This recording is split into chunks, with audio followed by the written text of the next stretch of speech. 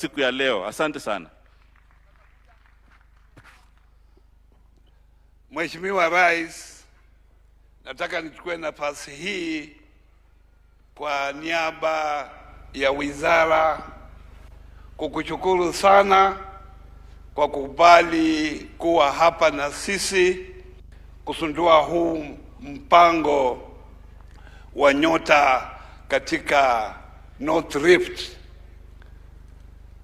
Huu mpango wa nyota ulikuwako, ulianzishwa mwaka wa 2016. Wakati huo ulikuwa unaitwa Kenya Youth Employment Opportunity Project, ambao ulianzishwa mwaka wa 2016 mpaka 2021. Wakati huo vijana walikuwa mnapewa shilingi 40,000 kuanzisha biashara, lakini hatuko na mtu yoyote ambaye anajua hiyo project ilikuwa.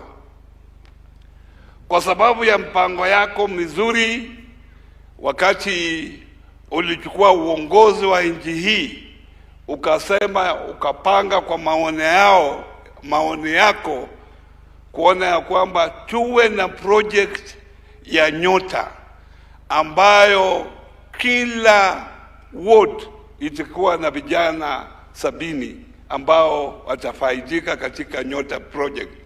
Hapo zamani kwa ile ya 2016-2021 ilikuwa kwa county 17 peke yake, lakini wewe ukaamua hii project ikuwe kwa kaunti zote 47 na ikiwe katika kila ward ya Kenya. Makofi kwa Mheshimiwa Rais. Nyinyi vijana tayari mmeenda training, na mjue ya kwamba hii project wale vijana waliapply walikuwa karibu milioni 2, lakini nyinyi mumekuwa na bahati, mumefaulu kuwa kwa hii project vijana karibu 1,100.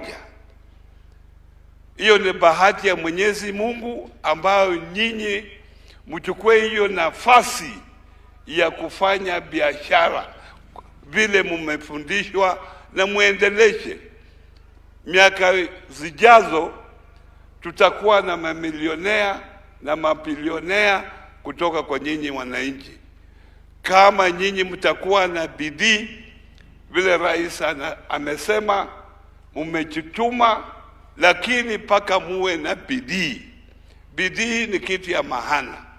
Unaamuka kila siku, unakuwa na lengo lako la kufanya hiyo biashara ndio uendeshe, kwa sababu ile bottom up economic transformation ni kuona ya kwamba kila mwananchi ana pesa mfukoni, na hii project iko katika Kenya mzima.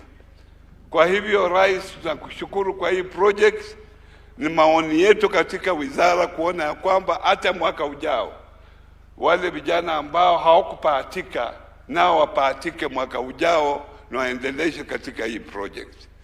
Mungu awabariki sana wale ambao wamepata nafasi ya kuja hapa, na tuendelee hivyo hivyo tukijua Kenya ni moja. Kwa hivyo sasa nataka nichukue nafasi hii nimkaribishe nyinyi wote, tusimame tumkaribishe rais wetu Mheshimiwa William Ruto.